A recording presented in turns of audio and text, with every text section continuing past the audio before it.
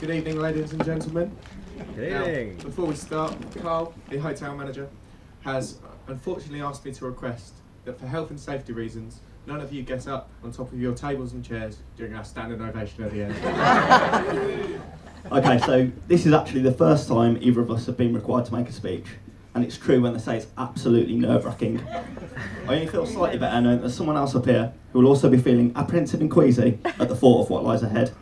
But then again, she has just married Tom Corbett. When Tom first asked me to be best man, I was a little bit anxious. I wasn't sure what I'd be doing, and to be quite honest, I don't think Tom knew what he was doing asking me.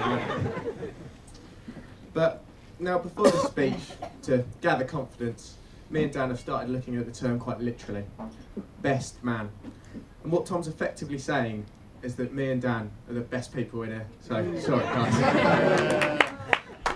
Jokes aside, we would just like to say what an absolute honour it's been to be asked to be Tom's best man today. Having never done this before, Hayden and I decided to carry out some extensive research into what our main responsibilities were as best men on Tom's wedding day. It turns out there were three main duties we had to carry out. 1. Make sure he turns up to the church sober and on time. Number 2, keep away any of Tom's ex-girlfriends. Sorry, that's smudged, ex-girlfriend. And she's out celebrating, so that was easy enough. 3. Make sure he's looking good. Oh, come on, 2 out of 3 ain't bad. So Dan and I sat down after our suit fittings and tried to come up with some things we could say about Tom in this speech. Now, it's tradition for the best men to drag up dirt on the groom, but the truth of the matter is that Tom was so well brought up by Jackie and Nigel that we didn't really have any. It's a bit like trying to write a speech about the naughty nights out with the Pope. There just haven't been any. As we sat there brainstorming material, we reviewed some of the most interesting stories of Tom's life and fell asleep.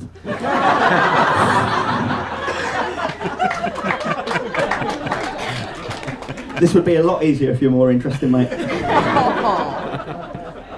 Struggling for material, we decided to pay Tom's parents, Jackie and Nigel, a visit to see if we could drag up any dirt on Squeaky Clean Tom.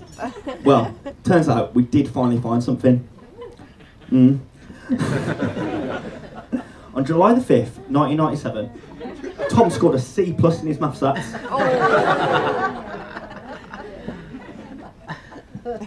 Not feeling this was quite enough, I even approached Tom himself to see if there were any skeletons in his closet that I wasn't aware of. To which he assured me, other than the time he disappeared into the woods with his ex-girlfriend's cousin and best friend, I might add, and reappeared 10 minutes later with grass stains on his knees.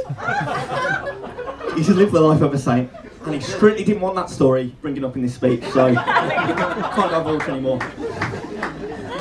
Sorry, mate. With Tom being a few years older than me, I've always viewed him as a wiser, older brother, looking up to him in many ways. However, regularly thrashing him on the tennis court has kind of changed my perception of him. And after a few nights out with him and Dan, the perception of him being wise has also faded. After knowing Tom almost all my life, I thought I knew all there was to know about him. That was until we turned 17 and I discovered Tom had been hiding a rather unorthodox talent. We'd come of the age where we were ready to take on the world and sample our first taste of nightclubs, where we'd unsuccessfully try to seduce young ladies.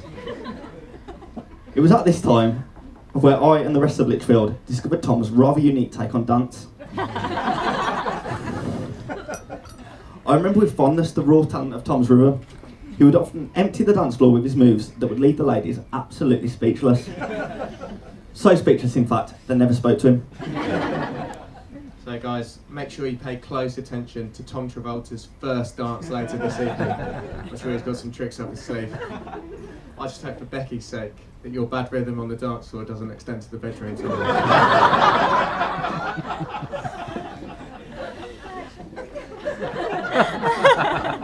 Sorry, Fred. Last night, me and Dan decided to take Tom out for his last meal as a single man. before ordering, we thought it was important to ask Tom some hard pressing questions. I asked him, have you really thought about this? Is this really what you want? It's a huge commitment, Tom. At this point, Tom looked us both in the eye and said, with absolute certainty, yes. Definitely turkey dinosaurs with potato smiles. Now, as I've mentioned, I've known Tom for what seems like, well, forever. During that time, it's fair to say we've had our share of petty arguments. But there was one time in particular where Tom was so angry he would not speak to me for 2 whole weeks. The story goes back to one of mine, Tom's favourite pastimes, which was watching the WWE wrestling on a Friday night. Boys being boys would often foolishly copy the wrestlers and end up playfully fighting. Now, as you can all see, I'm vastly physically superior to Tom. And these play fights would often end in tears, and this time was no exception. As Tom scraped his knee on the carpet, he burst into absolute hysterical tears, ran downstairs to tell his mother Jackie, who took Tom by the hand and left my house. Now, I obviously felt terrible, and for 2 whole weeks, Tom did not speak to me. After numerous times of trying, he finally picked up my call. What do you want? He answered. To which I replied, come on mate, it's been 2 whole weeks, we really need to sort this out. And besides, you're getting married next week.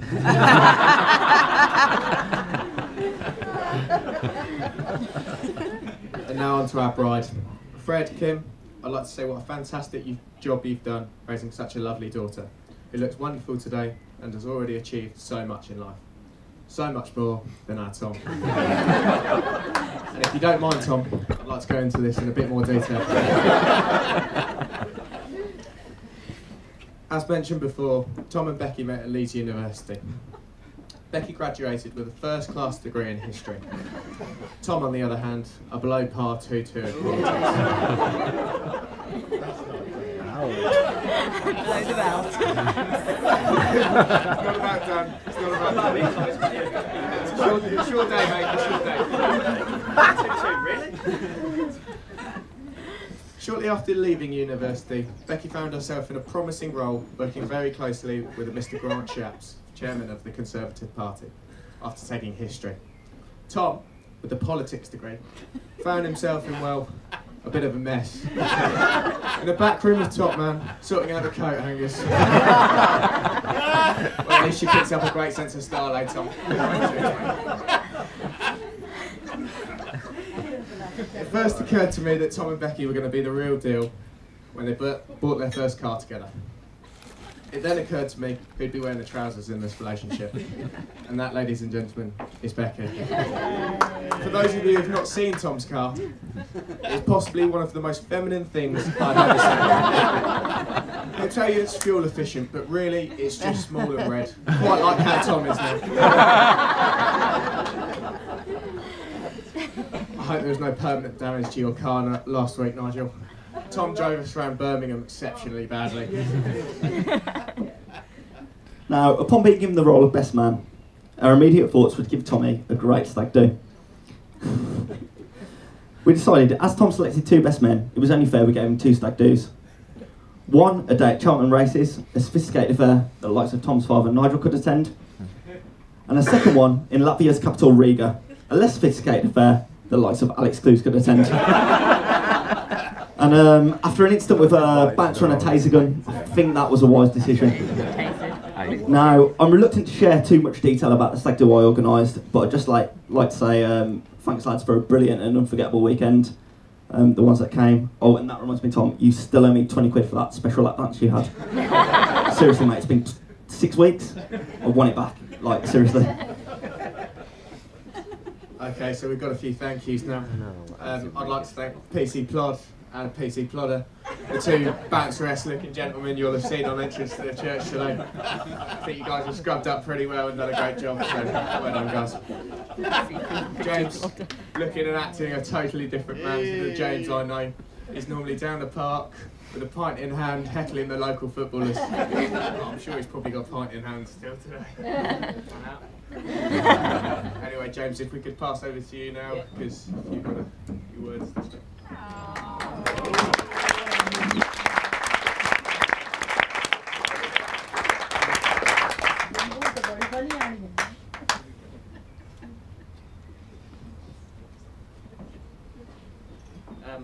firstly, Denise, thank you for looking after Grandma. Oh, no problem. I don't know why.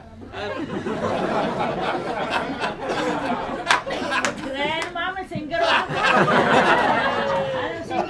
No, you're not going to sing. You're not single. After First, I'd like to Let's go, just Deldo. have a quick say to say congratulations to both Rebecca and Tom. Bex and both you look really lovely today. It's been a perfect day so far. I'm not here to give a speech or anything. I'm here literally to read a message from one of Rebecca's colleagues who's emailed me. So I'm literally going to read it out. Dear Rebecca and Tom, Sam and I would like to send you both our congratulations and heartfelt best wishes on your wedding. We really could not be more delighted for you both on your very special day. I'm sure you'll take the opportunity to celebrate and savour this wonderful moment in your lives together with your friends and families.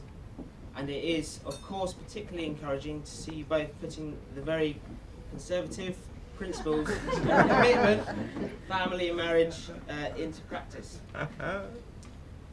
This comes with all our love and very best wishes for your future happiness together.